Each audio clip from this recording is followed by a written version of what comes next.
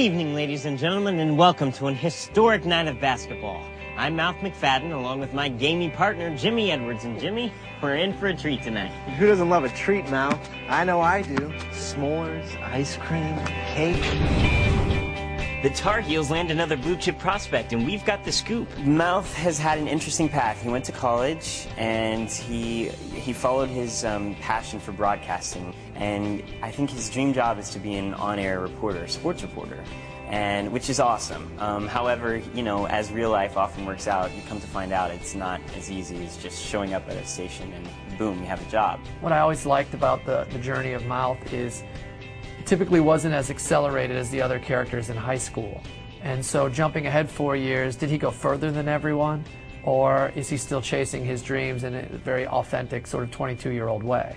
Look, Alice, I think we got off to the wrong start. I just want you to know that I'm honored to be a part of your staff, and I'm looking forward to working for you and learning. He comes up against this idea that to be an on-camera person, you know, if you don't have model looks necessarily, it may be difficult to convince, you know, those people up top that you belong there and that you can really do it. You know, Mouth is chasing a career that is very looks-driven, can often be looks-driven. And even though he's on the sports side of it, if he wants to be on camera or whatever, you know, he may run into some challenges along the way, and it doesn't mean it's fair, and it certainly isn't right, but it's good drama.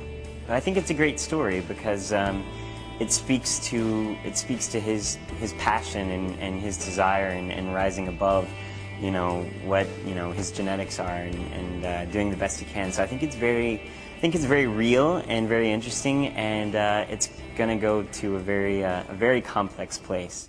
I also love the idea of just putting Mouth and Skills and the Rivercourt guys in a big college-y apartment. It's cool. It's the boys, you know. They're playing video games and they're you know, watching basketball. There's a lot of loitering on the part of myself and Fergie.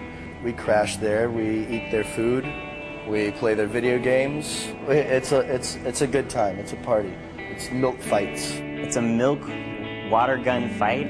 It's very fun, and I managed to get drenched by everyone. They all teamed up on me for some reason. I was never the guy that you'd catch squirting water guns and pulling pranks, doing any kind of stuff like that, you know what I mean?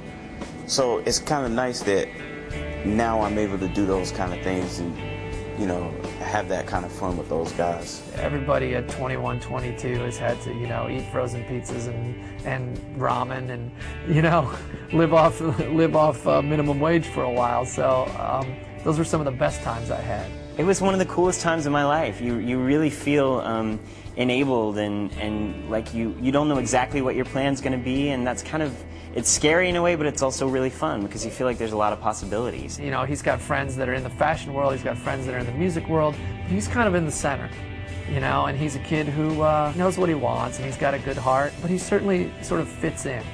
You know, I think to have a character that's a mainstream kid who is still very unique in terms of his heart and his mind and what he's chasing in his life, I think that's great. I think that's what most kids are.